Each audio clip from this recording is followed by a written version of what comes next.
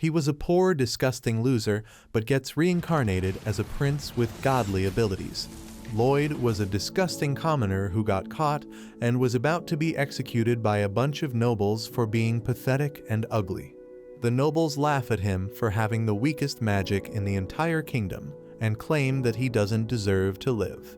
Before killing him, however, they decide to disrespect him one last time and give him a free chance to use his spells on them.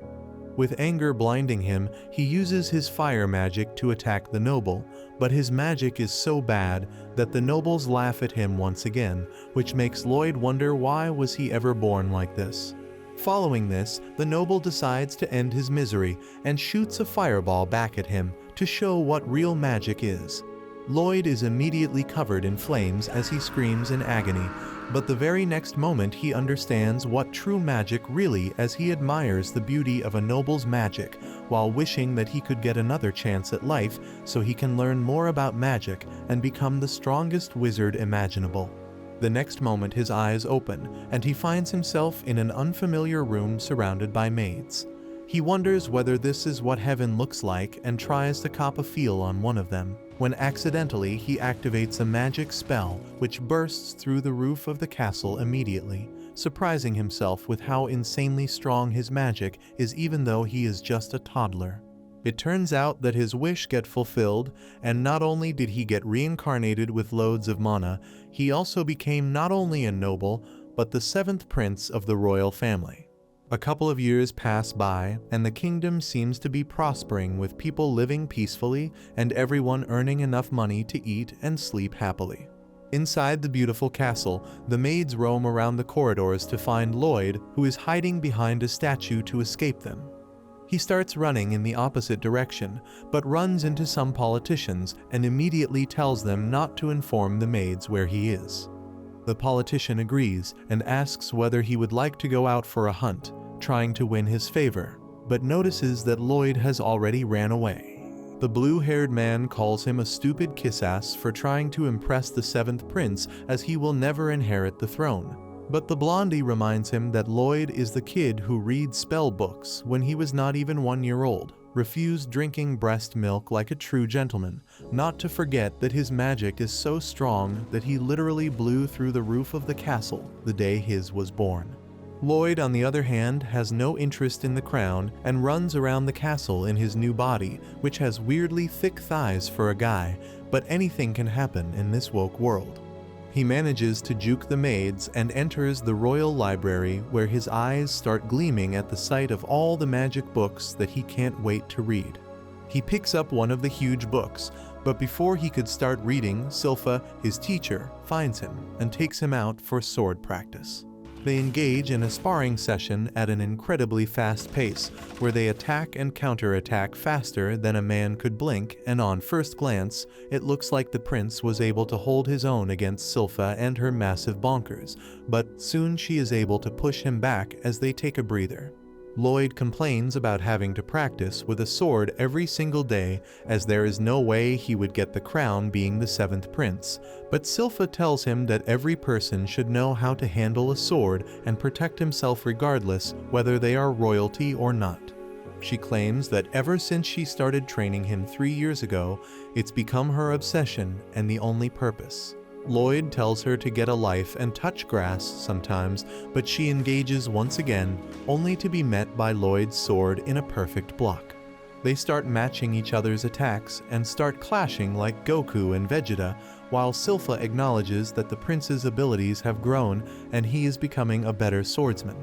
Lloyd realizes that she is still holding back her true strength just as usual, but still to match her, he is forced to use control-type magic, which is basically making him copy each and every move that she is making. In other words, he is cheating like my ex, but he is doing it because he wants to read and not because he is a thought.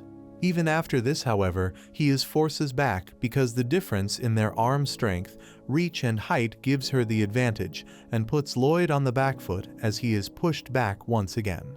He knows that if he doesn't fight well, she will make him train all evening, so he cheats some more by growing the length of his sword, using magic to grow his forearm like Sam Sulek, and starts levitating to counter the height difference.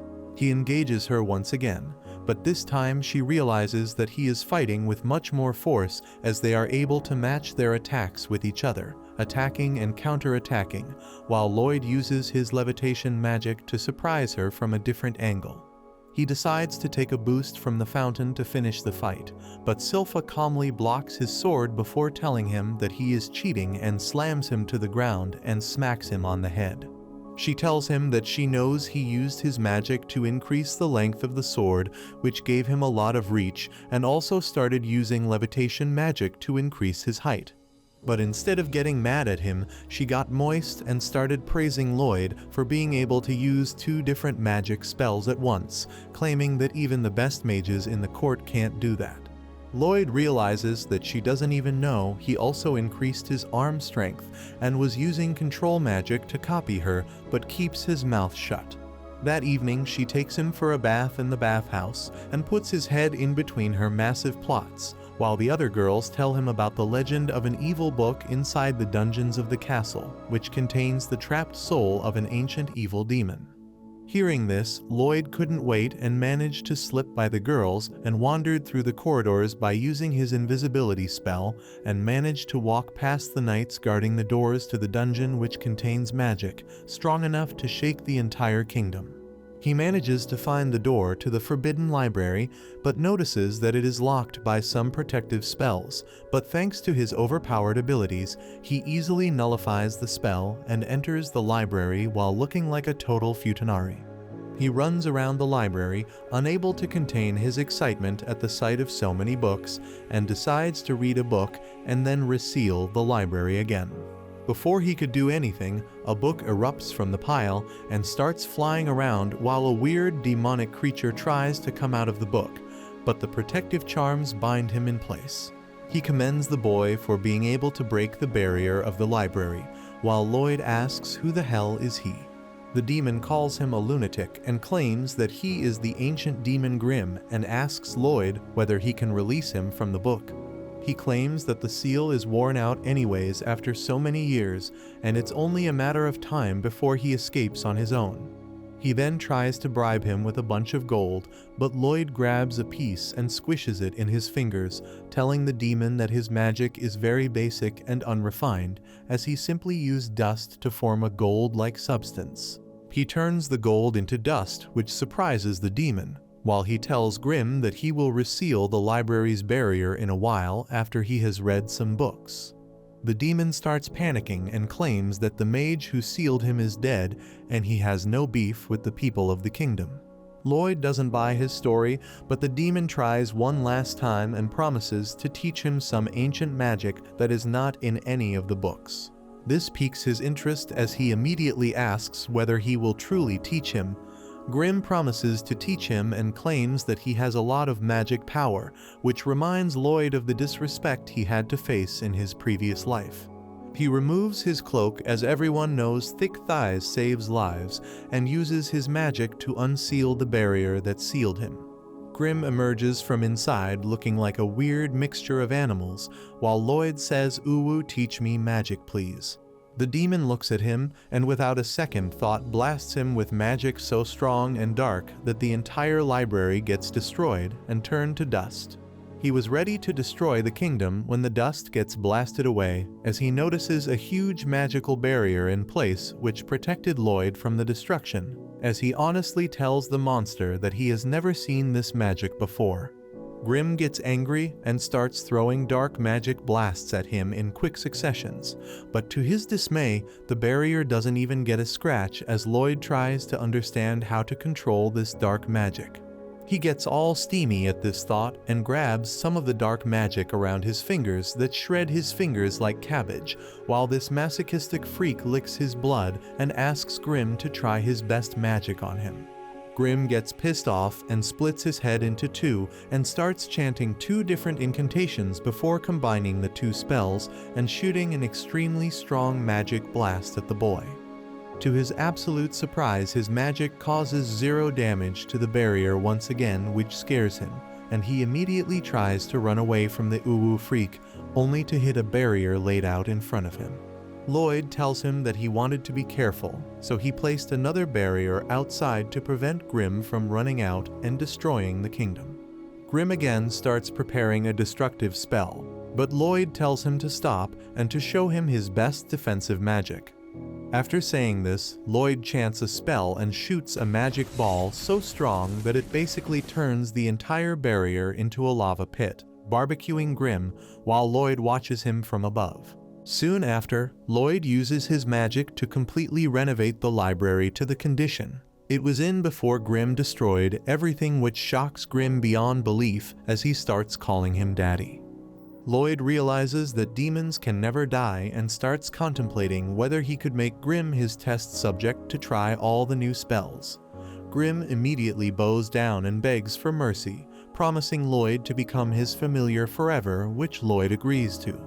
He then tells Lloyd that he looks too ugly, so Grimm immediately transforms into cute little goat, while Lloyd tells him to come in his pocket. Grimm laughs in his mind while hatching a plan to take control over Lloyd's body once he is close enough, but the moment he touches his body, Grimm realizes that Lloyd's mana is so strong that he can't even control his fingers, let alone his body. He immediately starts acting like a subservient while thinking about different ways he could defeat Lloyd and destroy the kingdom one day. A couple of weeks pass by without any issue when one day, while he was reading some books in the library, his older brother Albert, who is the second in line to the throne, comes in and greets him before asking whether he wants to practice with him. The young prince obviously agrees and goes downstairs, where Prince Albert shows off his magic by using high fireball to hit the targets in the dead center, while all the maids and his underlings clap. The next turn belongs to Lloyd, who walks up to the area, but realizes that he needs to hide his true powers, so he intentionally decides to just clip all of the targets one by one with his fireball instead of hitting them in the middle. Everyone claps for him as well, while one of the bald politicians makes fun of Lloyd by claiming that he can only graze the targets, unlike Prince Albert, who can hit all the targets in the center. Albert looks at him annoyed and tells everyone to follow him upstairs, but tells Lloyd to play and practice as much as he wants. Lloyd is overjoyed at this opportunity, as now he can truly use his magic to the fullest. He then turns towards Grimm and tells him that he wants to try his special magic, where he used 2 different spells at once. Grimm is surprised and tells him that only demons can do that because they can create multiple heads, but Lloyd is stubborn and claims that he has an idea. Without any warning, he uses his magic on Grimm, which sucks him inside his hand, and they try to chant 2 different spells at once. The first time they fail, as Lloyd was trying too complex of a spell, but he refuses to back down, and the next time when they start chanting, Lloyd gets in his groove, while Grimm gets scared as he feels the unbelievable amount of mana welling from inside of the young prince. Grimm also realizes that not only is he trying to use 2 very complex spells, he is trying to combine magics that belong to 2 different classes and are opposite to each other. The reality around them starts breaking as the power gets condensed into 2 small balls, which he then combines and shoots up in the sky with a tremendous bang, which was seen all over the kingdom. When the dust settles, Lloyd notices that he has destroyed the training yard, and moreover there is a massive hole in the sky. He gets terrified, but thankfully, the hole disappears with time and everything seems to be fine. The next day, Grimm brings the newspaper to show a picture of the hole in the sky on the front page, but Lloyd's attention is turned towards the article about an adventuring party gaining lots of loot inside of a dungeon. This makes him decide that he wants to go to a dungeon, so he takes out a piece of acorn and uses his magic to create an exact replica of himself, which mirrors everything that Lloyd does. After that, he takes Grimm back into his arm and flies off to find a dungeon. But it turns out that half of Grimm's soul is magically transmitted inside the clone back at the castle, so they can communicate. Back inside the castle, Grimm looks in the mirror to admire Lloyd's work, while the prince himself flies fast and far, when they suddenly spot a girl running away from a bunch of orcs. They drop down on a hilltop to observe, but to their surprise, the girl uses a special breathing technique to gain energy and burst through the first couple of orcs, defeating them one by one before exploding the last orc with a Kai blast that Lloyd has only read in books before. The girl immediately notices him and rushes up the mountain thinking that he is an enemy, but in that time, Lloyd uses his imitation magic to make himself look taller and older. The girl immediately falls for his looks and introduces herself as Tao, a B-rank warrior from another continent. He asks whether she knows the location of any dungeons, and to impress him, she agrees to party up with him. They go inside the dungeon, where she destroys any monster that comes in front of her, while Lloyd collects glowing rocks. Sometime later, while they were having lunch, Lloyd asks whether she was using Kai to get her energy, and she replies yes, while claiming that not many people know about it.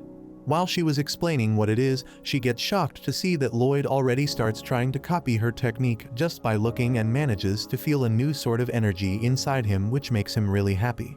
Later, she takes him deeper into the dungeon where a monster wolf jumps at them, but she immediately uses her Kai blast to kill it. Lloyd is really impressed by this, and they move towards the center of the room together to finally check what's inside the chest.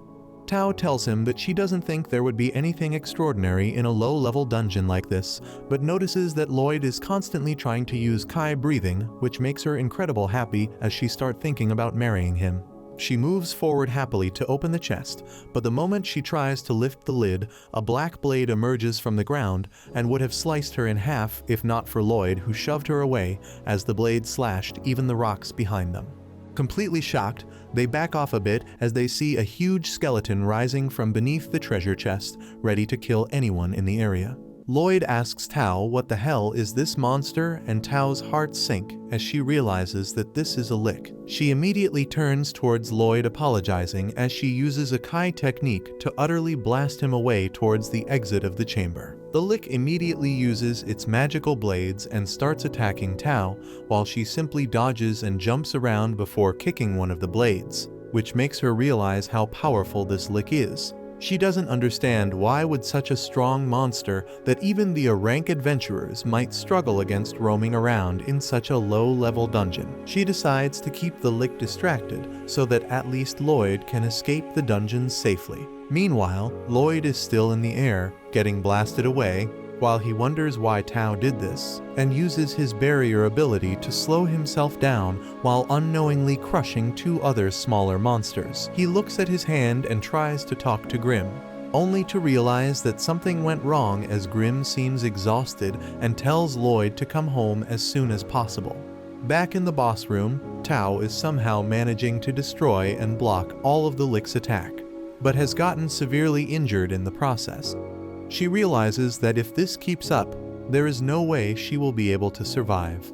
She tries to slowly back off, thinking that Lloyd must have also escaped by now, when to her absolute surprise, Lick speaks up and tells Tao that Kai magic seems to be one of the lowest forms of magic, and claims that he defeated and ate a Kai magic user once, and he tasted horrible. According to him, if he eats anyone, he gains their knowledge and skills, but tells Tao that she is so weak that he doesn't even want to eat him, but asks her about Lloyd, claiming that there was something different about him as his reaction time was insanely good as he saw through the surprise attack.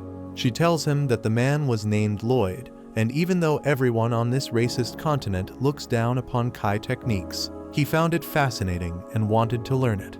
Following that, she takes a deep breath and starts attacking the monster while it hides behind his barrier, mocking her, claiming that her weak attacks can never break his shield. She continues to attack, landing a barrage of hits while thinking about how she has been working her ass off and training every single day since she was 5 to reach at the position she is.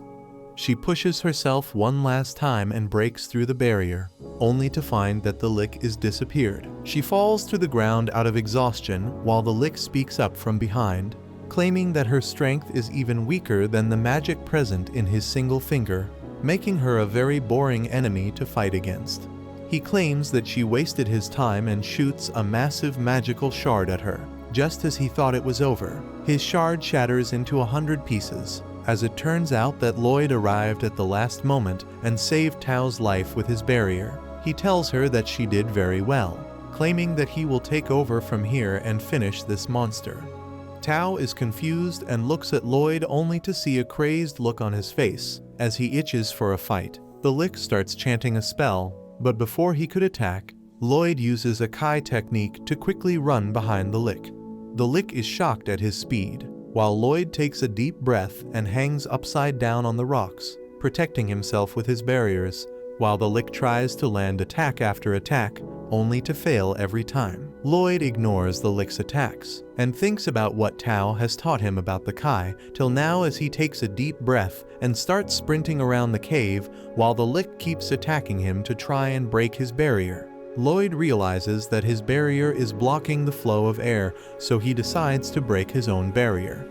This pleasantly surprises the Lick, who immediately shoots a bunch of magic blasts at him, hoping to end the fight quickly.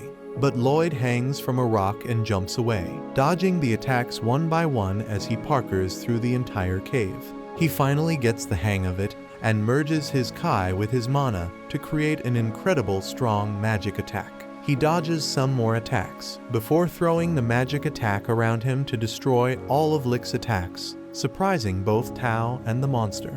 Lloyd is not done yet though, and creates some more magic razor blades and starts shooting it at the Lick, who tries to block his attacks, but is forced to expend way too much magic to only counter Lloyd's incredibly strong strikes. The Lick is bewildered and cannot believe his eyes as Lloyd is attacking way too quickly, and by merging his magic with Kai techniques, he has surpassed the powers of the Lick himself. The monster gets cut on the face, which gives Lloyd some confidence as he starts making his blades thinner and sharper, forcing Lick to shell himself within his magic barrier.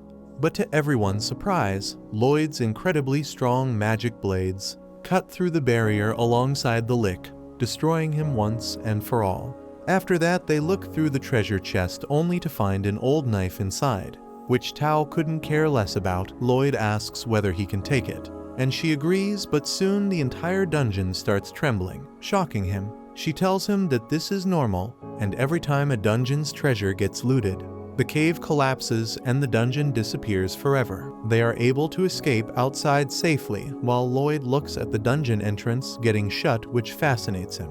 Lloyd suddenly remembers that Grimm needs him and tells Tao that he needs to leave and thanks her for showing her around the dungeon. Tao shouts at him from behind, claiming that the final spell that he used is known as a Kai blade, and even she has never been able to use it, but promises him that she will get stronger and learn how to use all the Kai techniques. Lloyd tells him that he will learn some more techniques from her soon and zooms away in the sky immediately. He flies through the landscape as quickly as possible and enters his room secretly, only to find Grimm on the floor, with injuries all over his body.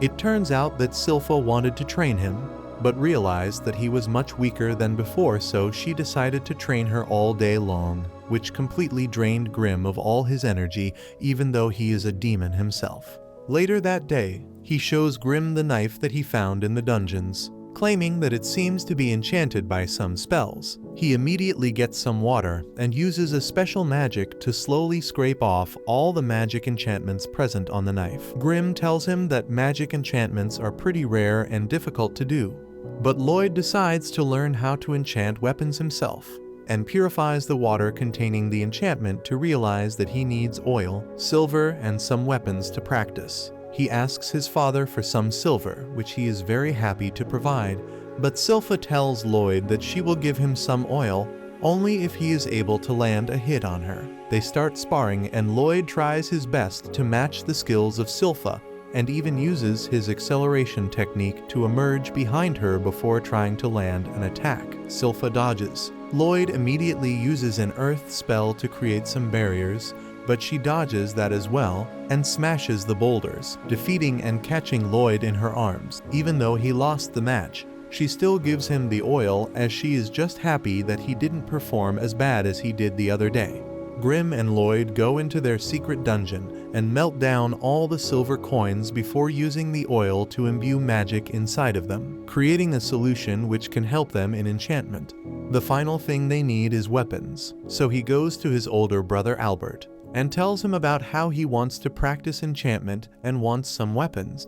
Albert immediately tells his guard to give him some weapons, and the guards put down as many weapons as they had, while they all cry thinking their weapons are as good as lost, because enchanting is super hard and a 10-year-old child can never do it.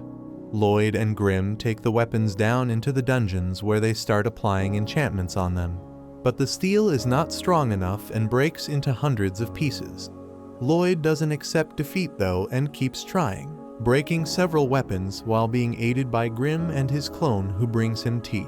Finally, he returns back to Albert, reporting that out of 120 swords that he got, he was able to successfully enchant 50 swords, while the rest broke. Albert is beyond surprised, as even the ranked enchanters only have a success rate of 10%, while Lloyd thinks about how he technically enchanted 80 blades.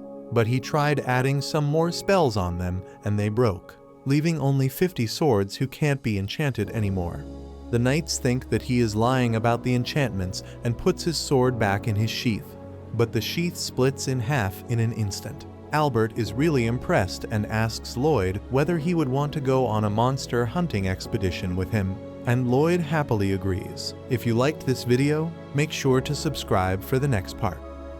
The next morning, Albert and his party leaves from the castle in a carriage, while Lloyd sleeps inside peacefully. They travel through beautiful farmlands, and the sweet smell of wheat finally wakes him up as he checks on Grim, who was chilling out as well. A little while later, Albert finally points at the entry of forest, which gets Lloyd really excited as he asks Sylpha whether they can find monsters nearby. She calmly replies that most monsters are found near the lake and not in the forest. Before asking whether he is enjoying his outing, Lloyd seems to be pretty happy because he doesn't really get a chance to roam outside the castle very easily. And he is also excited to see how his enchanted swords will perform. Suddenly, Sylpha unsheathes her sword, scaring Albert, who thought he said something wrong. But Sylpha claims that monsters are nearby. Just on cue, a bunch of monsters known as kobolds emerge from the woods and surround Lloyd's carriage. Sylpha immediately jumps off, while the knights form a protective wall around the princes. Lloyd pretends to be surprised by the attack, but Grim claims that he knew about the presence of these monsters ever since they entered the forest. It turns out that Lloyd has been trying to use spectral detection, which is a Kai technique he recently learned, which lets him know about the location of any enemies that might want to attack.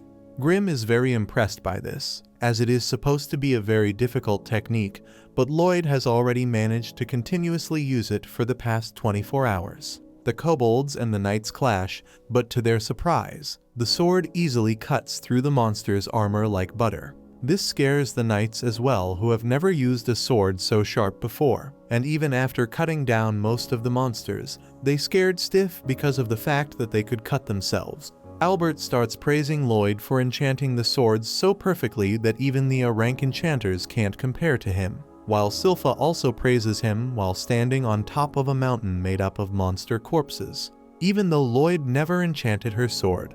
Suddenly, a stray kobold emerges from the bushes and tries to attack Lloyd, but thankfully, Tao appears out of nowhere and kicks the monster away. She starts looking around for Lloyd as she sensed that someone was using Kai magic, but because Lloyd is in his kid form, she can't figure it out. Suddenly, the kobold recovers and tries to attack her again, but Sylpha stabs it immediately before telling Tao to back off and not to touch Lloyd so casually.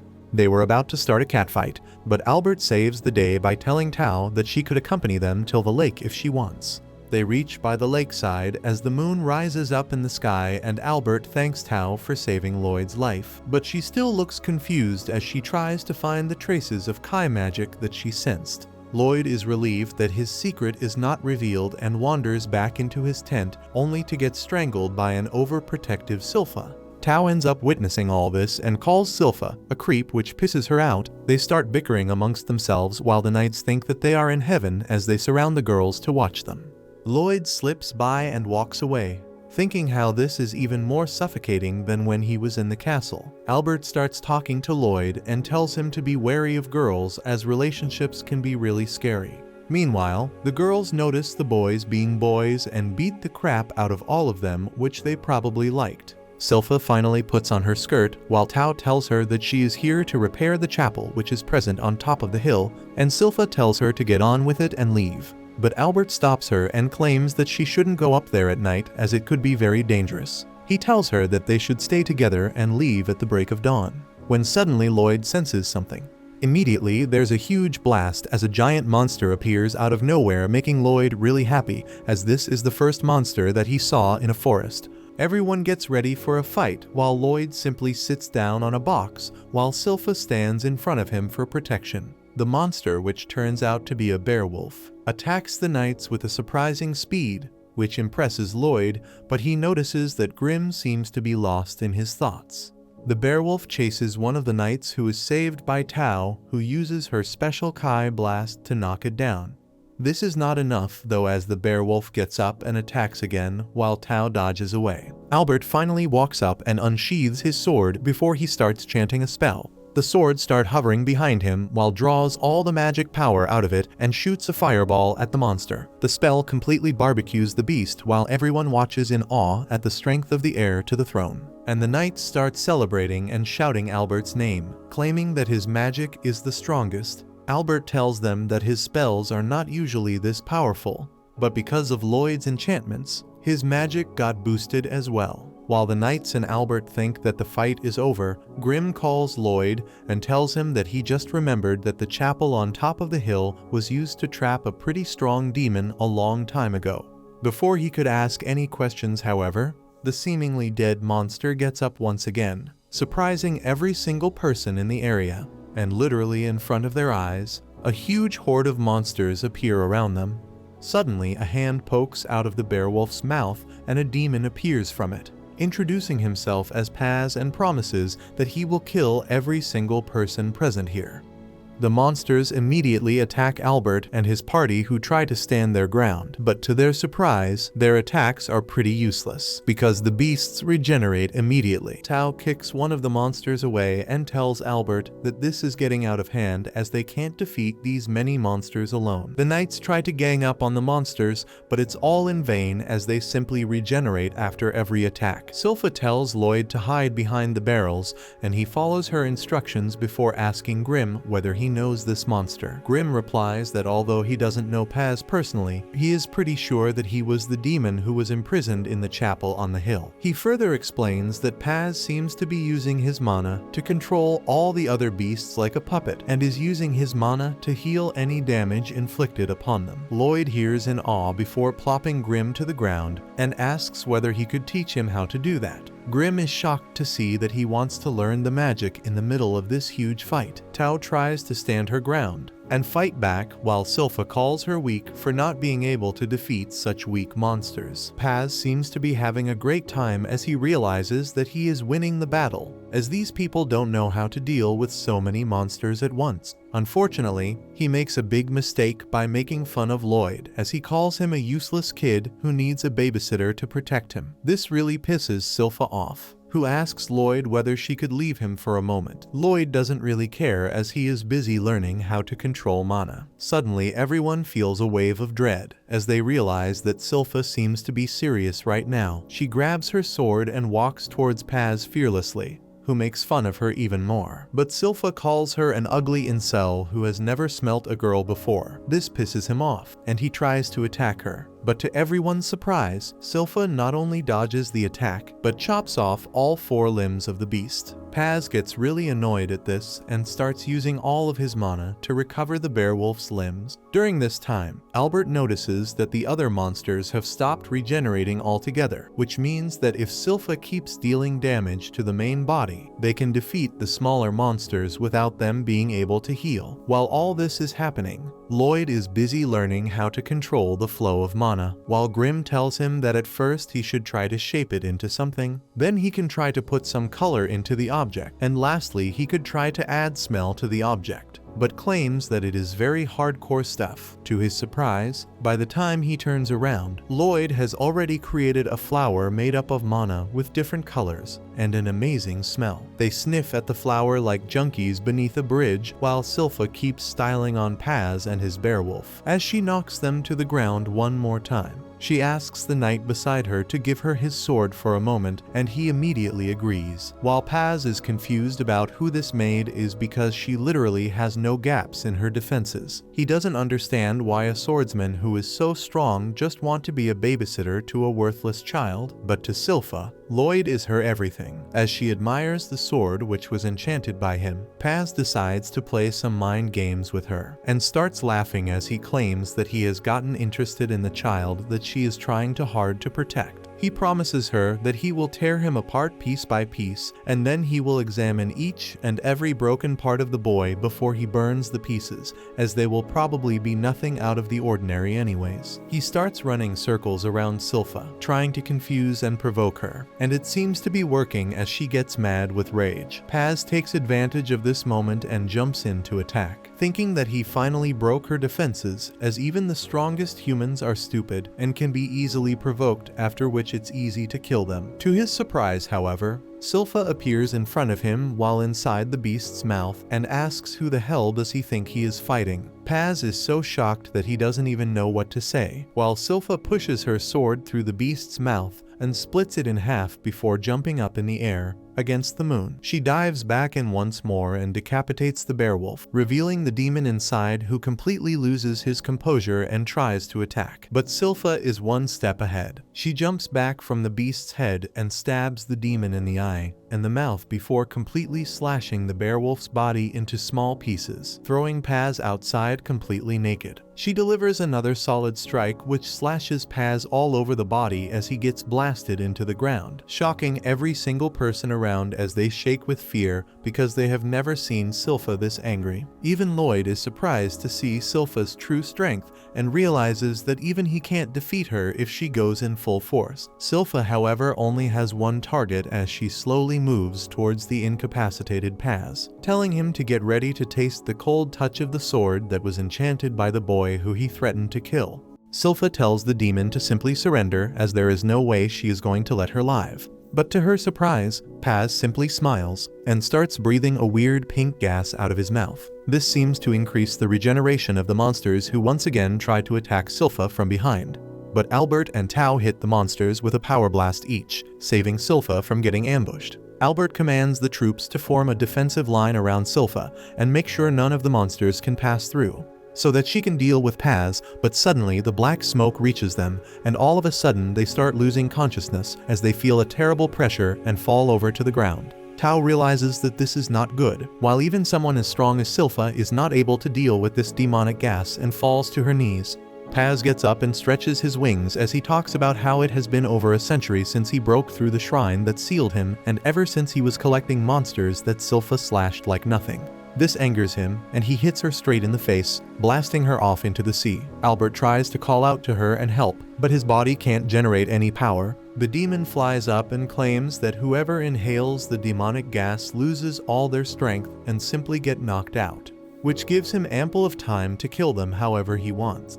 Silpha, however, is not one to be bested so easily and tells him that his gas stanks, which annoys him, and he tries to finish her off with a kick. Thankfully, Tao reaches just in time and blocks the kick, saving Silpha's life, while the demon looks confused as to how Tao is not unconscious yet. Tao asks Silpha whether she can stand up, but Silpha tells her to mind her own business as she can deal with this on her own. Tao screams at her for lying as she can't even move her body, but Silpha cuts her off and tells her that she should run towards Lloyd and make sure he is safe before she falls over into the water unconscious. Paz commends Silpha's strength, claiming that she must be one of the strongest fighters alive because she was able to take so much of his dark magical smoke and yet defied him for so long.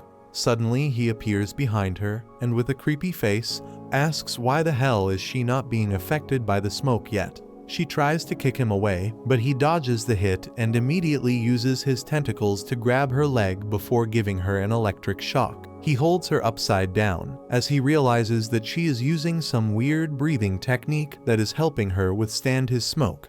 He asks why the hell did she not run away when she had a chance. Tao believes in pretty privilege and immediately elbows him in the face like Alex Pereira, claiming that she would never become a slave for someone as ugly as him.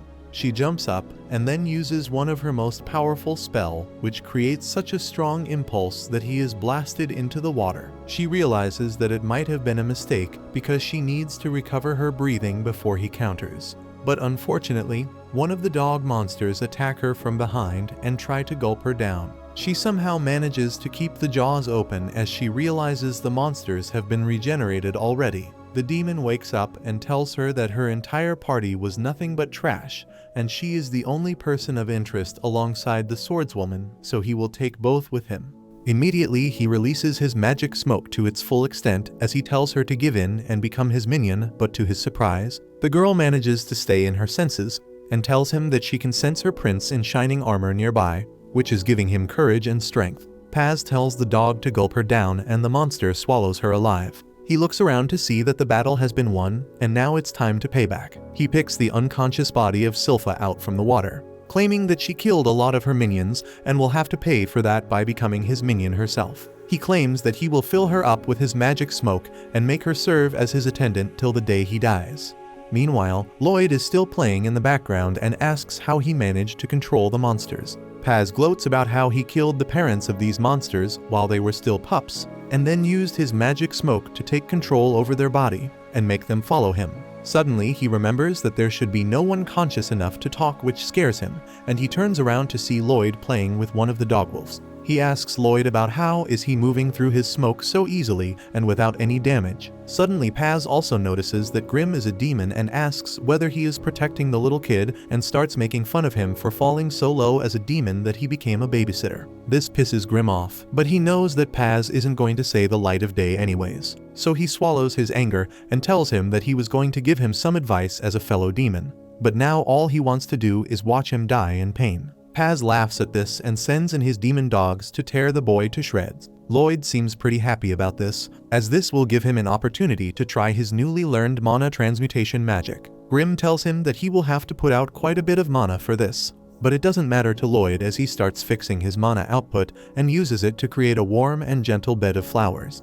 This breaks the monsters out of the demon's control and makes them remember the warmth they felt when they were with their family, and how Paz killed their parents. Paz is beyond baffled as he watches Lloyd surrounded by his monster dogs as he pets all of them. Lloyd then walks over to one of the dogs and asks him to spit out what he ate. The dog immediately spits an unconscious Tao out of his mouth and lays her down on the ground. Paz tries to regain control and blasts a load of magic smoke out, but Grim tells him that it won't be enough anymore as these monsters are all grown up and mad with anger. All the dogwolves attack Paz with an incredible speed and start tearing him to shreds by their pack hunting techniques. Lloyd is pretty intrigued by their strategy as they all move forward to chew the demon out. But Paz immediately regains control and bashes the heads of the dogs against each other before throwing them down in the water. He gets so pissed at them not following his orders that he goes down and starts kicking one of them in the body, screaming at him for not following orders as he promises to kill his remaining family the moment he is done with this kid. While Lloyd watches as Paz gets mad with anger and his body starts leaking mana everywhere. Lloyd wonders to himself about why the demons don't die, which forces the wizards to seal them with one trick or another. Paz, on the other hand, starts extending his overpowering mana, completely killing off all the flowers created by Lloyd, who comes to the conclusion that maybe the wizard just didn't have magic strong enough to kill a demon. Suddenly, the entire area turns dark as Lloyd uses his domain expansion, causing Paz to stand like an idiot as he gets paralyzed with fear. Grim finally tells Paz why his magic smoke never had any effect on Lloyd, and claims that Lloyd's mana is so incredibly high that there was no way Paz's minuscule mana pool could ever overpower him. Meanwhile, Lloyd gets excited to try out all the new spells he wanted to use. Paz realizes that the kid's mana is way too much as he starts sweating, when Lloyd tries to trap him in a shield, but he barely escapes. This confuses Paz at first, but he realizes that this isn't even a fight to Lloyd, and he is simply having fun and want to trap him in a cage like a lab animal so that he can experiment his strong magic on him. He starts escaping the area as fast as possible, while Lloyd keeps creating barriers pinballing the demon all over the place. He then turns towards Grim and tells him to help him trap the demon, and Grim obeys. After this, they are able to put twice as many barriers in half as much time, and even Paz realizes that this is too much as he tries to run away, but gets caught in the end. The demon tries to run away, but the barrier is too strong and he is kept inside of it, which makes him start begging for his life, as he promises to give Lloyd a very high position in his court once he becomes the king of this world. But Lloyd doesn't care about all that, and alongside Grim, he starts compiling a bunch of spells together. He combines the spells of all the different elements before multiplying them by 100 and deploys them with triple the intensity, completely blasting the demon inside the barrier for 30 straight minutes just to see how much damage can he take. After watching for a while, he finally releases the demon from the barrier who looks completely withered and half dead as he stands in the air unmoving. The demon starts turning to ash while Lloyd realizes that everyone is starting to wake up, so he immediately runs away to avoid any suspicion. He meets up with Albert, and when Albert asks what happened to the demon, Lloyd lies that an incredible magician named Robert killed it and ran away. A couple days later, Albert and his party return to the kingdom to great fanfare, where they are presented in front of the king, who commends them for being able to hold their own against such an incredibly powerful demon. Albert claims that there were two other people as well, Tao and the mysterious magician Robert. Tao wanted to find Robert, so she went inside the forest and didn't come back. The king seems to be happy and tells Albert that he is doing good as the second prince, and has a high chance of becoming the next king. But Albert claims that Lloyd is the one who was the most helpful, as without his enchanted weapons, they could have never done anything. To everyone's surprise, he then asks the king to also include Lloyd in the race to become the new king, and the king accepts. They rush towards him and cuddle with him till he is all tattered. Later, Lloyd, Silpha, and Shiro return home, and Silpha wants him to train with her immediately. Lloyd doesn't want to, and then suddenly, Albert comes to his rescue. He claims that he needs to talk with his younger brother about something, but Silpha doesn't want him to. She can't disobey Albert in the end, and he tells Lloyd that he wants him to meet someone. That someone is the fourth Prince Diane, and Lloyd is a bit taken aback to see him. They visit Diane's blacksmith workshop, which is situated in the middle of a small pond, where he wants to talk to Lloyd about the sword enchantments he did earlier. Diane smacks the table with his hammer, saying that he doesn't truly believe that a kid like him could do that, which is why he wants to see him in action. Lloyd is nervous, and Albert tells him that ever since he was 10, Diane has been learning the art of blacksmithing, and he is interested in enchanting. He gets flustered on hearing that, and tells Lloyd to immediately get to work. Lloyd takes the sword given to him, and begins inscribing the enchantments on them under Diane's watchful gaze. He finishes the enchantments soon, and Diane is completely dumbfounded by what he sees.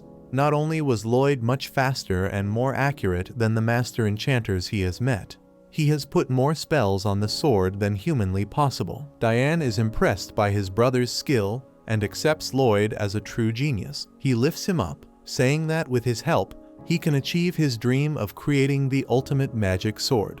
Lloyd is curious, and Diane explains that a magic sword is formed when the hot steel is enchanted during the process of forging. That makes the sword even more powerful, and a skilled smith and enchanter must work together to create something like that. Diane says that he has no talent for magic, and he understands how other people who lack magic feel. That is why he wants to create magic swords, so that everyone can use magic spells just by swinging their swords. Lloyd doesn't care about his brother's dream, but he is interested in the production process and gladly agrees to help him. They begin working soon, and Lloyd gets into the femboy apprentice uniform. Diane says that they will create a sword with the fireball magic stored in it, and Lloyd suggests putting a high-level fire magic there. Diane says that it won't work, because the high-level spell has 14 parts in it, and a magic sword can only hold 5 parts at max. That's no problem for Lloyd, and he compresses the high-level spell into just 2 parts. He creates the enchantment and puts it on the red-hot steel slab, which shatters under the weight of the complex spell. Lloyd decides to simplify the spell and creates more enchantments. Diane suddenly notices Silpha and Shiro staring at them from outside, and invites them in to help them. The new enchantments Lloyd creates are somewhat more stable, but as Diane tries to fold and shape the sword, the molten steel mass breaks yet again. Lloyd feels guilty for wasting everyone's time and efforts, and wonders why is the spell not working despite simplifying it this much. Grim pops out of Shiro's fur and notices Lloyd looking tense, and then he suddenly spots the enchantment liquid he is using. Diane is telling Lloyd to chin up because they will definitely succeed, when Grim comes to him and reveals that the enchantment ink is of very low quality.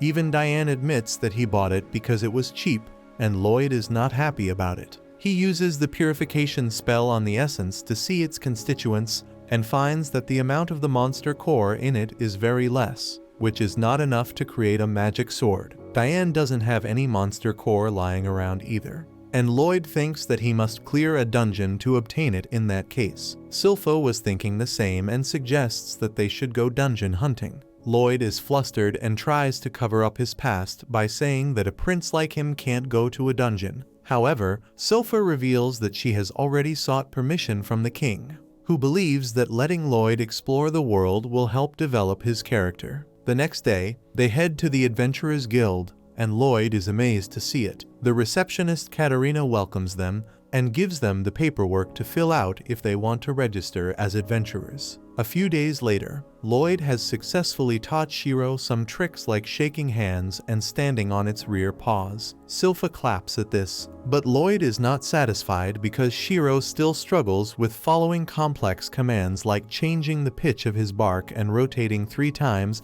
and then lying on its back. He states that he tried putting commands in his mana and sent it to the giant furball, but it doesn't understand what those commands mean in the first place, so it gets confused. Silpha suggests him to talk to someone who is expert in taming monsters, and both of them realize who they must see for that. The person who can help them control Shiro is Princess Elize, who lives in her garden tower that is full of all kinds of creatures living in harmony. Grim is stunned to see the garden tower and asks Lloyd who is the girl named Elize who can control all these creatures at once. Lloyd replies that Elize is the 6th princess and his elder sister, who loves all kinds of animals. Suddenly, Elize comes there and leaps at Lloyd, rolling around as she cuddles with him. Lloyd asks her to take it easy, but then she suddenly kisses him and knocks him out of his senses. Silpha panics on seeing this and prepares to revive him with a kiss. Just then Elize's maid Eris comes to scold her, and she replies that she couldn't stop herself because her brother is so cute. When everyone settles down, Lloyd tells her that he came here to seek her assistance with the beowulf he has recently adopted. Elize cuddles with Shiro, and Silpha tells him that they should head back now, because it doesn't seem that Elize can help them. However, Lloyd wants to give her a chance. He asks Elize to show one of her monsters to them, and she replies that she has already summoned one. Suddenly, a tall and gorgeous monster comes there, carrying a hairband. She introduces it as Luru, a lesser Fenrir, which is an advanced species related to beowulfs. Lloyd is amazed because he couldn't sense the monster coming, and what is even more shocking is that it stole Silpha's hairband without letting her know. On top of that, neither of them saw Elize giving it any command, and now Lloyd is intrigued. He immediately asks Elize to teach him how she could communicate with her monster without showing any sign. Elize says that the most important thing to communicate with any animal is love, and that answer leaves everyone a bit baffled. Elize says that if one has love, they can understand any monster. And then suddenly, all her pets surround her. The maid Eris apologizes to Lloyd, saying that Elize is a genius with a godlike riz when it comes to animals, and no one can learn anything from her. The princess is not happy to hear that and claims that anyone can do what she does with enough love in her heart. She says that they just have to feel it and release their feelings. That was a command for her pets to molest Silpha and Eris, and the creatures rip their clothes. Silpha is flustered and asks Lloyd to return back because commanding creatures with love is completely abstract and absurd. However, Lloyd has already begun mastering the art of loving creatures, and some of them are clinging to him. Silpha is shocked, but then she realizes that if Lloyd has started showing interest in love, then maybe there is hope for her to get closer to him. She imagines him leaping into her bosom and asking him to teach him more about love, while Lloyd realizes the mistake he was making. He was issuing orders to Shiro,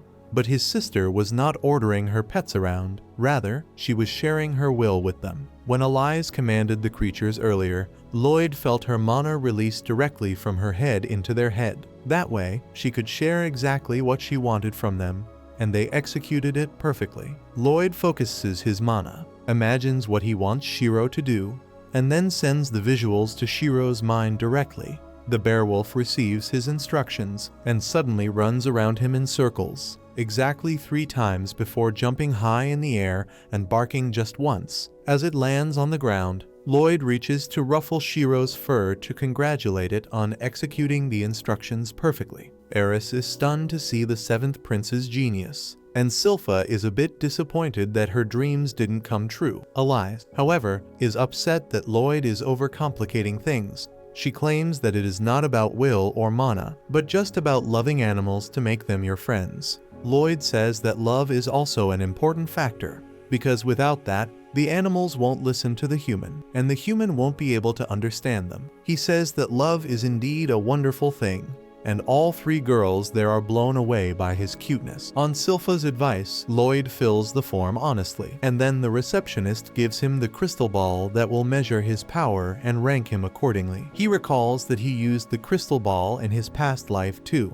and it made his body emit a faint purple light because he had no magic. Lloyd is 90% sure that if he lets the crystal ball measure his full power right now, it will explode, and that will draw too much unwanted attention. So he compresses his mana to the point that it is only 1% of his true abilities, and touches the crystal ball that shows that his magic is a rank, but all other abilities are F rank. Overall, he gets an E rank, and all the adventurers in the building laugh at him because even the weakest adventurers start at the D rank. However, Katarina is amazed because Lloyd's magic is a rank, which is comparable to an experienced mage. She believes that he is the most promising adventurer since the person named Silver Blader. The adventurers are triggered, and they ask the receptionist how dare she compare a runt like him to the legendary Silver Blader who tore through hordes of monsters like they were paper and then suddenly vanished after becoming an A-rank adventurer. Silpha controls her rage and asks Katarina to give them a quest to enter a dungeon right away, but she tells her that they need at least a B-rank adventurer to challenge a dungeon. Silpha says that she will re-register herself then, and suddenly, one man puts his hand on her shoulder, asking her to ditch the kid and come with him. The very next moment, Silpha chops off half of his mustache, and everyone panics. Katarina tells them that Silpha is the very Silver Blader they consider a legend. The men freak out on hearing that, and in the meantime, Katarina tells Silpha that if she re-registers, she will be demoted to rank C as per the guild policies. Suddenly, Tao arrives there, and smugly tells Lloyd that if he needs help with something, she is here for him. Silpha doesn't want Lloyd to be involved with Tao and starts heading out. Tao stops her,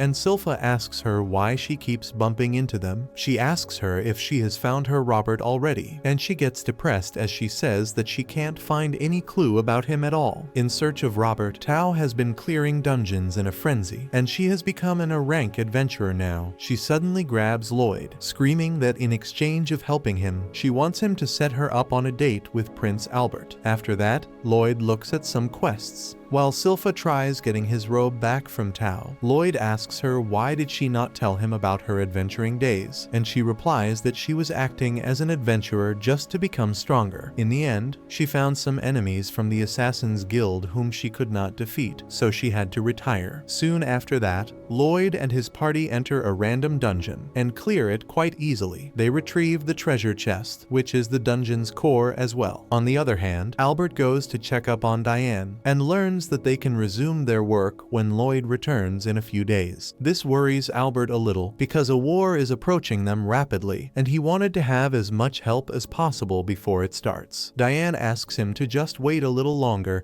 and then they can mass produce magic swords. But Albert tells him that the fact that they are getting along well like brothers is enough for him. He asks Diane to not worry about the fighting, but asks him to keep working hard so that the swords he creates can save the lives of their citizens. Diane is not happy about this, but then he spots that Lloyd has returned successfully with the dungeon core. They happily resume their work, and with the high-quality enchantment ink this time, Diane succeeds in creating a magic sword. Later, he takes it for a test run and swings it to unleash a powerful fireball that completely obliterates the target. Diane and Albert are blown away because they didn't expect it to be this powerful, and they can't stop shivering when they see the crater the attack left behind. Lloyd also can't stop sweating from nervousness and thinks that he should tone down things a bit from the next time. At night, Lloyd can finally relax in his bed after a long day's work. Shiro and Grim also fall asleep as soon as they hit the floor, and Lloyd pets them when he suddenly notices the presence of a strange object in the garden. He tries analyzing what it is, but it seems like a hole in space. He turns around to see what's happening and finds an assassin there, waiting for her chance to attack. The assassin hides behind the fountain while keeping an eye on Lloyd's room.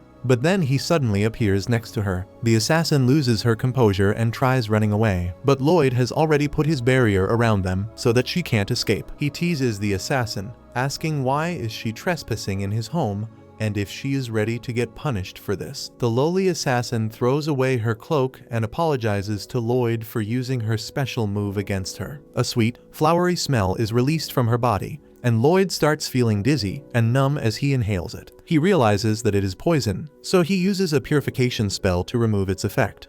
But the lowly assassin intensifies her poison attack. Lloyd is brought to his knees because of the poison, and Lowly tells him that there is nothing that can purify her poison. However, Lloyd has figured out her trick. The lowly assassin is transmuting the nature of her poison using magic so that no spell can purify it. He knows that there are some rare people in this world who are born with a special type of mana. These people are often feared because of their dangerous natural abilities, and are called the Blighted. The lowly assassin affirms that she is the Poison Blighted, and has been spreading poison from her birth. She introduces herself as Ren, and the moth flying near her dies and disintegrates because of her poison. Ren then uses her poison on the barrier Lloyd has cast. The poison cracks the barrier, and then Ren shatters it with a kick. She then tells Lloyd that he has not taken a lethal dose of her poison, so he will just be unwell for a couple of days. With that, she immediately vanishes from the garden, and Lloyd is impressed by her overall abilities. Suddenly, Grimm comes there and asks him if he is fine. Lloyd reveals that he is using a high-level spell called Healing Breath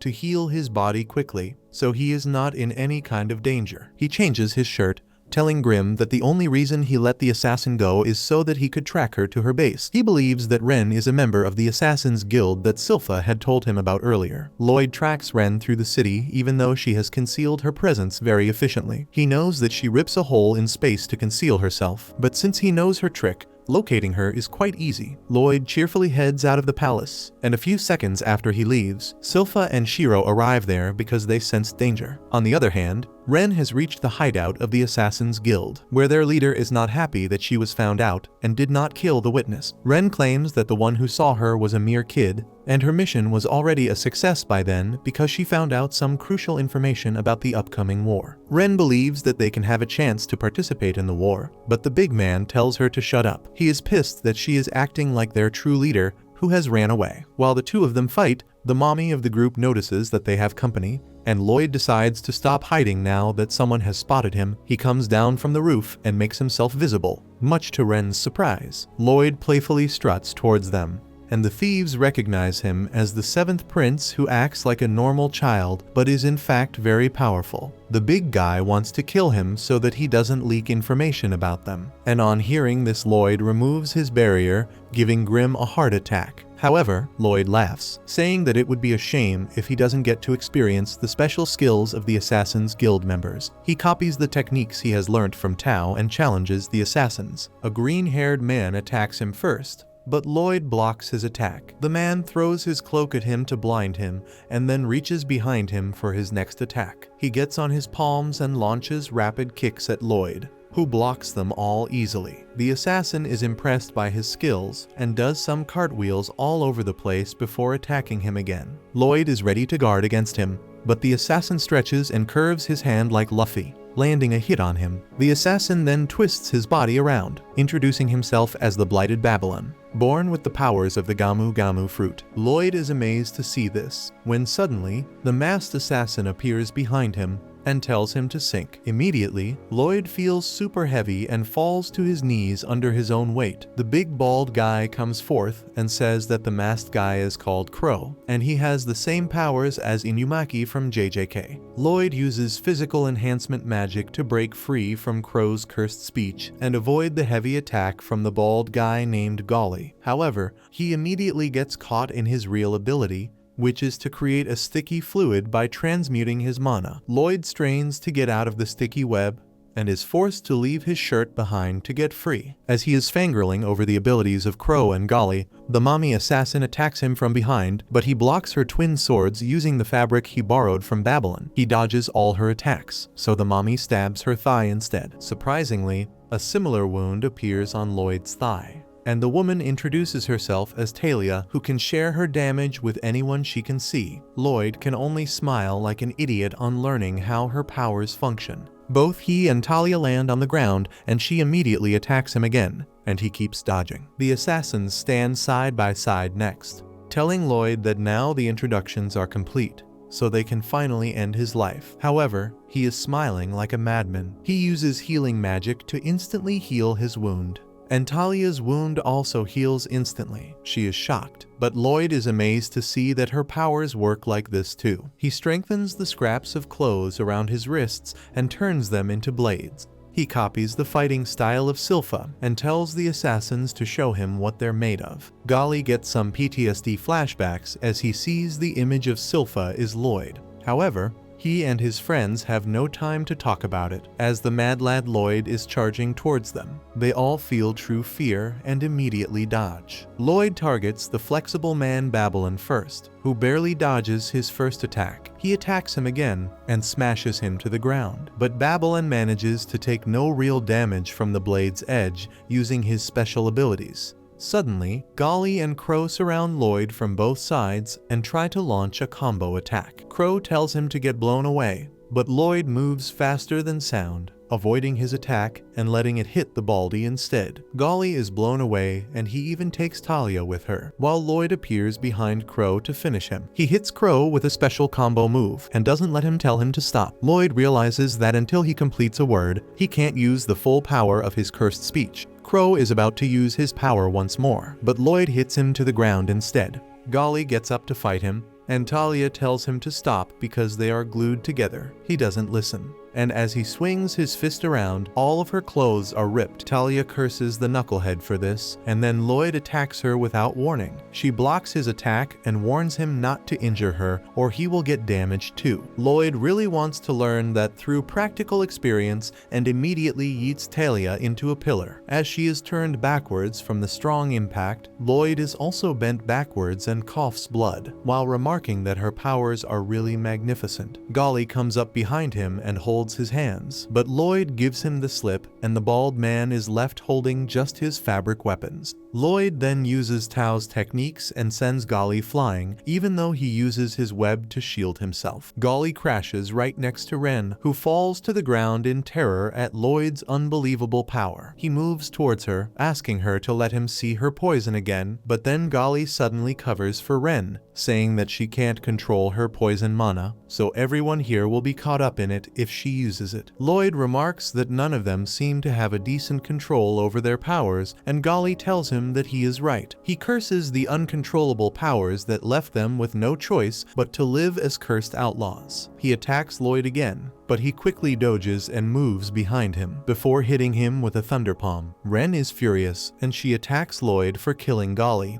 but he blocks her attack. Golly gets up and tells her to stop, because he is not injured at all. Instead, after Lloyd's last strike, his mana is completely under his control. No one can believe it, and Lloyd explains that he engraved a spell on Golly's back so that he can control his mana properly. Golly cries tears of joy, saying that his cursed power has finally vanished, and Lloyd tells him that he can use his power at his will now. He then calls the rest of the assassins and engraves a spell on their bodies too. Crow is moved to tears after he speaks normally after many years. Babylon and Talia also find that their powers are not activating by default anymore. Talia tries to activate her power and pulls her cheeks, which hurts Babylon, proving Lloyd's point that they can control their powers now. Ren has also got a butterfly-shaped spell on her shoulder, and she tries to hide the fact that she is happy about it. However, as Golly brings a dress, she expresses her excitement about being able to wear anything she wants now.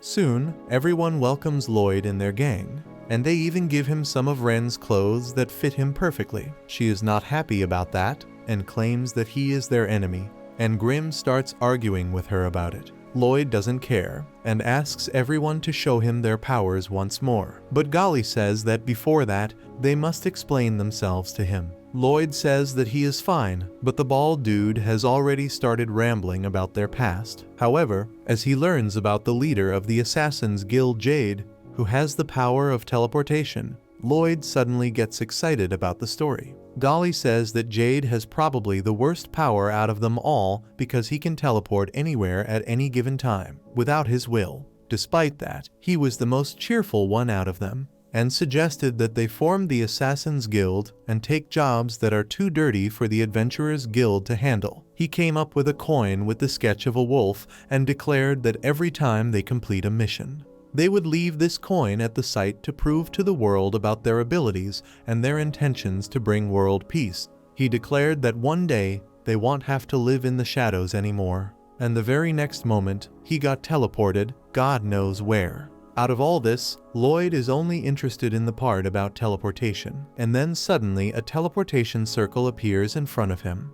And out of that comes a letter with the wolf mark of the Assassin's Guild. A few hours later, Silpha and Shiro arrive at the Assassin's hideout to find Lloyd, but they don't find a single human there. However, there is a note from Lloyd saying that he is going to visit the Lord of Lordost, their enemy territory, along with the Assassin's Guild. As this news reaches Arthur, he can't stop trembling in fear and anxiousness, unable to process what has happened. He thinks that the King of Lordost must have ordered the Assassin's Guild to kidnap Lloyd, and he wants to wage war against them. Diane manages to convince him that Lloyd can't be defeated so easily, and they should try to negotiate peacefully. However, Silpha produces the dirty clothes belonging to Lloyd she found in the cave, and on seeing this, both Arthur and Silpha are ready to wage war. Meanwhile, Lloyd is just flying his new buddies to Lordost for an errand, unaware of the troubles back at home. It turns out that the letter that the assassins received was from none other than their own leader Jade, who wrote out to them, claiming that he was transported to the territory of Lordost, but he managed to perform a coup on the Lord who was trying to start a war, and has named himself the Lord of that area. He then tells all of them to make their way to the manor so he can give them all a proper welcome. The assassins seem overjoyed and very emotional at this letter, as they thought their leader was lost, but now they seem very happy and ready to leave in an instant. Golly bows down to the ground and thanks Lloyd for what he did and promises to pay him back in kind one day for sure. Meanwhile, Ren ends up making her way shyly to Lloyd and asks whether he could join them on their journey, as she wants him to use his magic to fix Jade as well. Lloyd thinks for a second, but then grabs the letter as he examines it and asks them what do they think was used to send this letter here.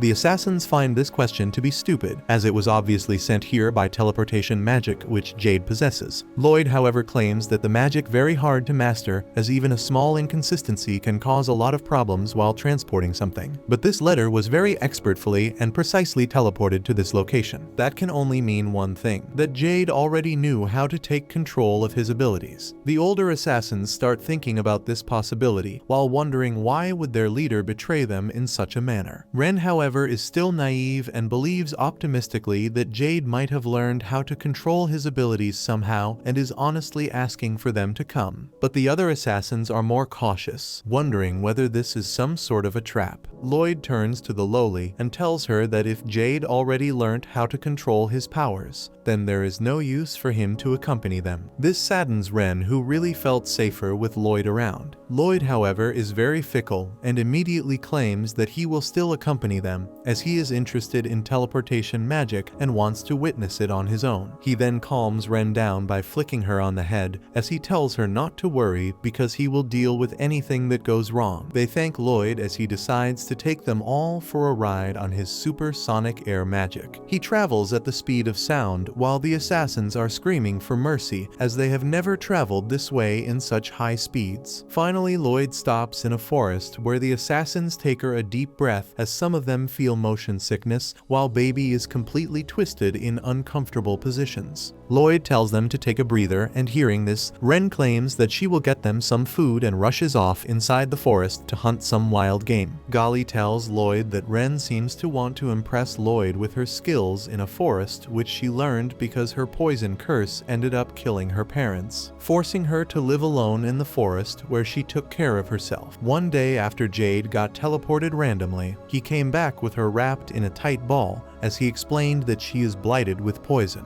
The others were very apprehensive at this and told him that she could be dangerous if she can't control her poison, and moreover she looks more like a rabid beast than a human. Jade would hear none of it, though, as he cuddled and rubbed her all over his face, calling her cute before spewing blood out of his mouth because of the poison as he falls to the ground. Baby Ren starts crawling away while the others tell Jade that it's for the best, but Jade would hear none of it and told them that he will live here alongside Ren no matter what, and they all need to help him raise her up. The assassins at the end of the day were misunderstood, kind-hearted people who decided to adopt the child as Golly became her teacher, Crow and Talia her dress designers, while Baby took the job of getting her good nutritious food. Years started passing by, during which she would hide in the barrel to prevent her poison from leaking all over the place, as she gets taught by the various people in her party and slowly began to consider them family as well. A long while later, after countless failed attempts, Jade managed to engrave some spells on the costume that Crow and Talia designed. With the help of that,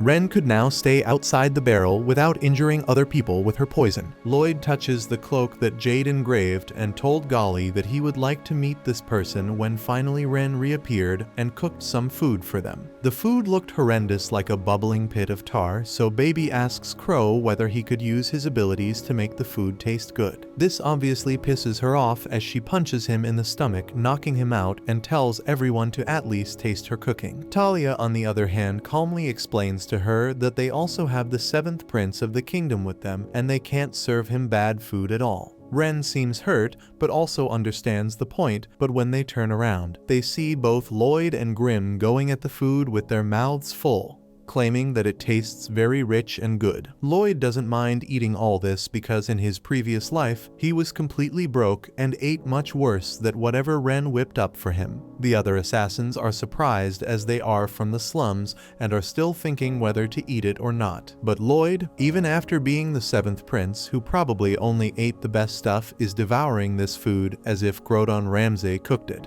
The others take inspiration from this and start enjoying their share as well, even asking for second servings. Golly continues his story and tells Lloyd that before Jade left, one day while they were enjoying food, he ended up confessing the truth about how he is the 3rd son of the Lord of Lordost. He claimed while crying that his family is a bunch of monsters who do nothing other than plotting wars and murders, but he wanted to stop them. The only way he could have stopped them was through force, and for that he needed powerful allies. He confesses that he sought them out because of their abilities and was intending to use them in his plan to oust his family from the lordship so that this cycle of war and destruction can be stopped. He looked at the ground, afraid of how his friends would take the confession, totally expecting them to leave him immediately. But to his surprise, they barely took notice, as they claimed that they always thought he was some rich, snotty kid, and told him that it didn't really matter to them whether their abilities were being used or not, because at the end of the day, they were considered outlaws. But because Jade struck a deal with the Adventurers Guild to form an undercover suicide squad, they are close to becoming normal civilians with the bounty removed from their heads. Jade thanks them for their support and tells them that ever since birth he was cursed. His entire family was cursed, making his entire life cursed. But being with them was the only blessing he ever received in his life. The others ask him nonchalantly about when they are killing the Lord of Lordost, but Jade tells them that he is going to deal with it alone. He tells them that if they kill some nobles of a different territory, their bond with the Adventurers Guild will be broken, and their bounty would be increased tenfold. Because of that, he promised that one day he would kill his family and become the lord of that region so that every cursed and blighted person could live there in peace. Lloyd finds Jade very fascinating, and after finishing their meal, they begin walking towards the manor. Lloyd ends up sleeping, which they find very cute. But Grimm reminds them that Lloyd is a monster, as he is still maintaining an incredibly strong barrier in their sleep. While walking, Ren suddenly stops and tells them that they should leave Lloyd behind so that he can rest properly, while they check out the manor for themselves.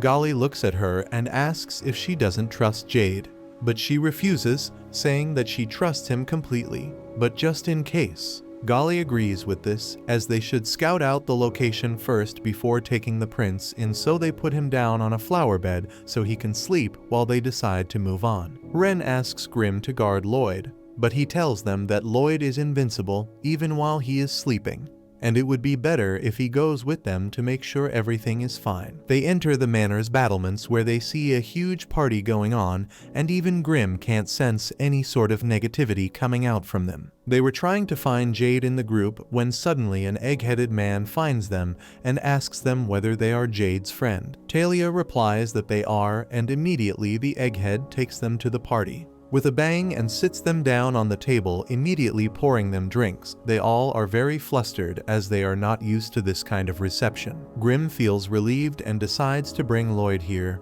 but Ren holds on to him, claiming that she feels nervous and would like if Grim stayed by her for a bit longer. Suddenly Jade appears in his lord's outfit, cheerfully greeting the others as he makes his way towards them. He changes his attire so that they feel better, while all of them walk towards him with tears in their eyes. Grim finally frees himself to bring Lloyd, while Ren tries to say something, but suddenly Jade's smile changes as he claims that he doesn't really care and uses his insane magic to force them to the ground. The pressure is incredible as Jade laughs at them for falling for his trick. Suddenly everyone surrounding them starts turning demonic, while Grim realizes something is very wrong and uses his magic to blast Jade away. He screams at them to run, but Jade appears behind him and delivers such an insane kick that he falls near Lloyd, barely creeping towards him as he tries to inform Lloyd what just happened. Back at the manor, Jade reveals that he is actually a demon named Gus who took control of Jade's body when he got teleported in his area. It took months to wear him down, but he finally took control of his body after Jade tried to kill himself in order to protect his friends. Unfortunately for him, Gus healed him in an instant, and no matter how many times he tries, Gus healed him and finally took control of his body and his teleportation powers. Ren tries to scream at him with anger, but he just kicks her aside before destroying the clip that Jade gave her. He picks her up by the head and makes fun of how she killed her own parents when he notices a weird mark on her arm, which wasn't there in Jade's memories. He asks who the hell put the mark on her, but she wouldn't answer. Gus starts using his mind control ability to seek the answer, but Ren simply bites her own tongue.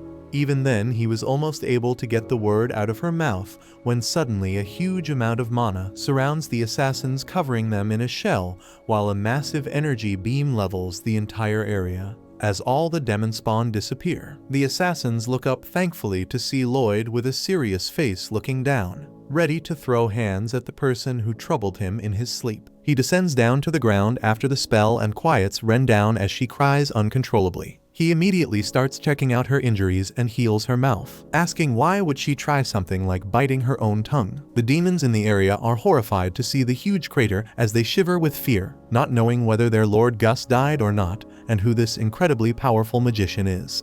Gus, however, is hard to kill and appears behind one of the demons, pushing him into the crater filled with lava as he looks at them with contempt, asking what the hell are they looking at. Lloyd turns towards the assassins and tells them to run away as quickly as possible as he will handle the rest. Ren tries to protest, but Golly grabs her and starts making a run for it. She tells him that they can't leave Lloyd alone, but Golly tells her that this is beyond their level and they can never hope to match their powers. Gus turns towards the demons and asks whether they are all dumb, as their entire goal was to take control of the assassin's body. He tells them that the assassins are adept at hiding, so if they lose their track, they might never be able to find them again. He tells them to chase after them and threatens to kill them if they fail to retrieve those assassins. The terrified demons start trying to chase the assassins, who are already almost outside the castle gates. Lloyd looks at them lazily and uses a barrage of amazingly powerful spells to completely destroy any demon that tried to go after them, shocking the assassins as they witness the true power of the seventh prince. Lloyd keeps floating in the air while Gus appears on one of the towers. Suddenly, two of the lower class demons jump in front to attack, while at the same time Gus uses his cursed speech to try and kill Lloyd. The attacks get blocked by his mana shield, but to his surprise, the cursed speech manages to slip through the barrier. Lloyd takes his advice and slips past the spell, which ends up hitting the demon behind him and immediately takes his life. Lloyd immediately uses his magic to take a closer look at the inner workings of the spell and realizes that this cursed speech is not a spell but a huge ball of mana itself, which not only killed the body but also the demon possessing it via cardiac arrest. He finds this very interesting as he realizes that normal spells that convert mana into a physical form to attack are easy to block, as the shield can simply survive all the solid attacks. But this special cursed speech, which is pure mana itself, is like liquid, which slows down in speed but manages to penetrate the shield without any other issues. Grim claims that if they are dealing with someone like Paz, he could easily overwhelm home with his mana. But this monster can immediately stop Lloyd's heart at will, which makes it complicated. Gus, on the other hand, looks at the lesser demons running after the assassins, and looks disgusted because they are so weak that they can be killed by normal sorcery. Grimm tells Lloyd to take it more seriously as this demon can be very troublesome. He explains that there are 10 classes of demons. The demons that are running away are trash that are ranked at level 10, while for reference Paz was level 8. Lloyd asks what level Grimm is at, and he claims that he is at level 3, which makes Lloyd believe that Gus might actually be a level 1 demon. Grimm, however, looks terrified as he claims that the situation is much worse as Gus is even more dangerous than rank 1 demons. He is from the netherworld itself, which means he is more or less a demon lord. He explains that even a 100 level 1 demons can't even land a scratch on Gus. That's how insanely strong he is.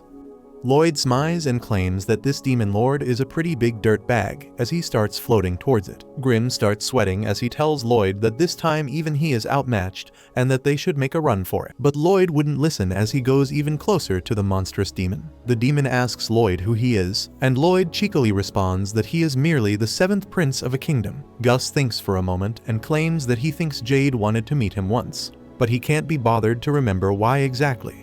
Lloyd tells him that even he wanted to meet Jade, but because of an asshole called Gus, he can never meet him now. He claims that it is a debt that Gus would have to repay considering that he even tried attacking the assassin guild which belonged to his kingdom.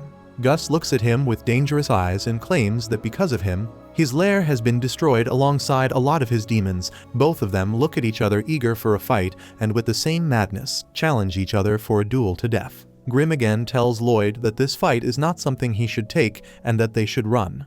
But Lloyd is already dialed in as he wonders how much mana he will need to kill him. Grimm thinks about how it would be impossible as even level 10 demons are pretty dangerous, but even if you consider them a fish, they might die with the right amount of mana pressure. But this demon is on a different level altogether.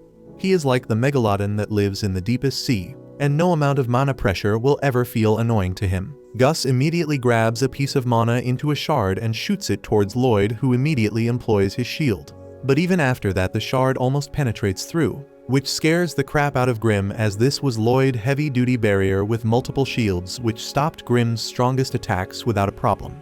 But this monster just used a mana scrap to break it. Gus gets excited to see how strong Lloyd is and this time creates innumerable spears of dark mana, which he shoots at lightning-fast speed towards him. The barrier takes a bunch of spears before breaking, but Lloyd immediately creates another one. A chase ensues, as Gus keeps shooting spears of mana at him while Lloyd keeps creating new barriers and trying to dodge as many hits as he can. The chase ensues for the longest time, which is shown with beautiful animation which you should watch on your own, you lazy idiots. But after a while, Gus teleports on top of Lloyd, which he didn't expect, and kicks the barrier away, which breaks it in half, scaring the crap out of Grimm, who can't even begin to understand Gus's powers. The spears immediately join to create a massive missile which would have killed Lloyd.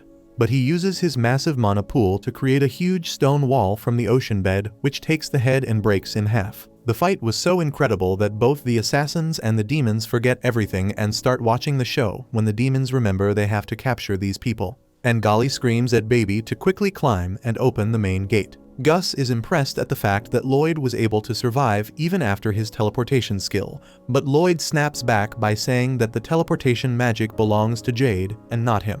Gus simply laughs it off, claiming that Jade never knew how to use his skills. But for a creature with his amount of mana expertise, controlling this skill is only instinctual. It's like how you don't teach a bird how to fly. They just know it since they are born. In comparison, these blighted humans are like rats with wings, who don't know how to use it properly. He then creates 1,000 more spears and asks Lloyd what will he do now, whether he will block, dodge, or simply run away. Before Lloyd could even think though, Gus uses a dirty trick and teleports his spear behind him, stabbing Lloyd straight in the heart. He doesn't even stop at that, and within a moment stabs Lloyd with multiple spears as he lays there still and unmoving. Meanwhile, the demons attack the assassins, but Golly uses his sticky web to tie them to the ground, while Crow uses his cursed speech to force them to get stuck even more. Meanwhile, Baby manages to find the lever and pushes it hard, opening the gate a bit. He screams at them to run through so he can close it. but the demons use their powers to break through the spells and start chasing them once again. The assassins try to run away, but Talia stays back and uses her special magic skill and cuts herself on the feet, which makes all the demons fall down as well. Golly screams at her to run, but she tells him to leave her be as she will stop them from chasing after them. The demons mock her abilities as they claim that they can simply regenerate, but without a second's hesitation, she stabs her other feet, forcing all of them down. The demons now realize that this woman is unhinged as she tells the others to run into the forest and immediately hide their tracks. Golly immediately pushes Crow and Ren out of the gate and shuts it down behind him and walks up to Talia. She tells him to run away as she can't control her powers yet and might harm him, but he tells her not to worry as he is with her till the end. He claims that she can't handle them alone, but Talia tells him that she had a plan and was going to end her life with the sword. Golly claims that he already knew that and tells her that he is ready to die with her. Talia simply smiles at her comrade, while Ren screams at them to come with her as she can't see them die. The monsters panic as they realize that if this woman kills herself, they all will die with her, so they start running towards her.